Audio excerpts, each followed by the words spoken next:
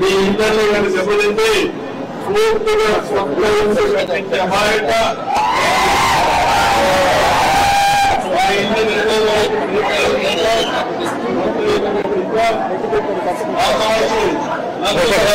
ఇచ్చి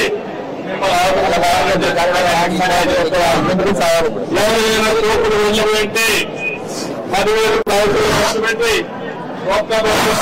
పూర్తి ఖర్చుతో ప్రభుత్వాన్ని సరఫరా చేసే బాధ్యత కూడా తీసుకుంటాం. అది కూడా ఆధునికమైనటువంటి మీకు ఇచ్చే బాధ్యత మాది. ఒక పైసా ఖర్చు లేకుండా కొంత ఖర్చులకు డబ్బులు ఇచ్చి కొంత ఖర్చులు పంపించే బాధ్యత తీసుకుంటాం. ఎక్కడ ఆంధ్ర విషయాలు కానీ లేకపోతే రైతు విషయాలు కానీ పోతే వారందరికీ ఒక్కొక్కరికి 10,000 రూపాయలు సహాయం చేసే బాధ్యత. ఇది కాకుండా ఇంకా అనేక విషయాల్లో రామసంధి ఉన్నాయి. కలెక్టర్కి స్పష్టత ఆదేశాలు ఇస్తున్నాం.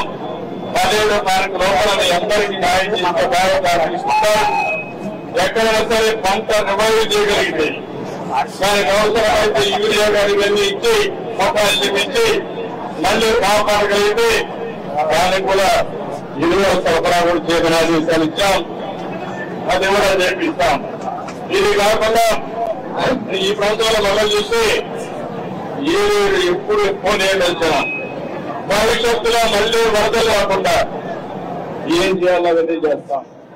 దీనికి కావలసిన ఆధునీకరణ నేను ఒకటి హామీ ఇస్తున్నా. 1 ఎకరా పొలం కూడా వెళ్ళడానికి వీలు లేదు. దానికోసం ప్రణాళిక తయారు చేయమంటాం. తయారు చేసి తప్పకుండా అవన్నీ చేసి ఈ ప్రాంతాన్ని కాపాడే బాధ్యత ఎన్డీఏ ప్రభుత్వం తీసుకుంటామని అందరికీ ఆశిస్తున్నాం. ఎందుకంటే ఏరియాలు ఉన్నారు 24 టీఎంసీ నీళ్లు. ఇది కరువు ప్రాంతం. ఒకసారి గోదావరి పక్కన ఉంది, మీకు మాత్రం కరువు ఉంది. అందుకే నేను ఆలోచించి పురుషోత్తపట్నం కూడా లిఫ్ట్ ఇరిగేషన్ పెట్టాం.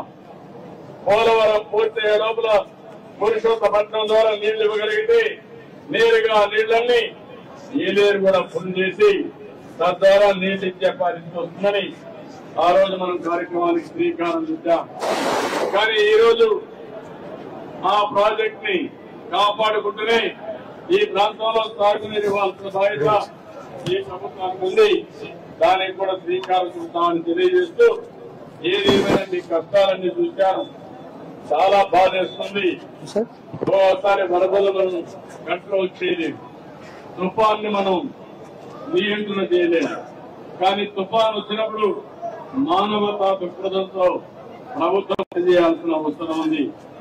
అందుకే ఎప్పటికీ ఇబ్బంది జరగకుండా ఏమేం చేయగలుగుతాం అన్ని చర్యలు తీసుకున్నాం. అంతేకాకుండా ప్రతిరోజు నేను కూడా టెలికాన్ఫరెన్స్ తీసుకుని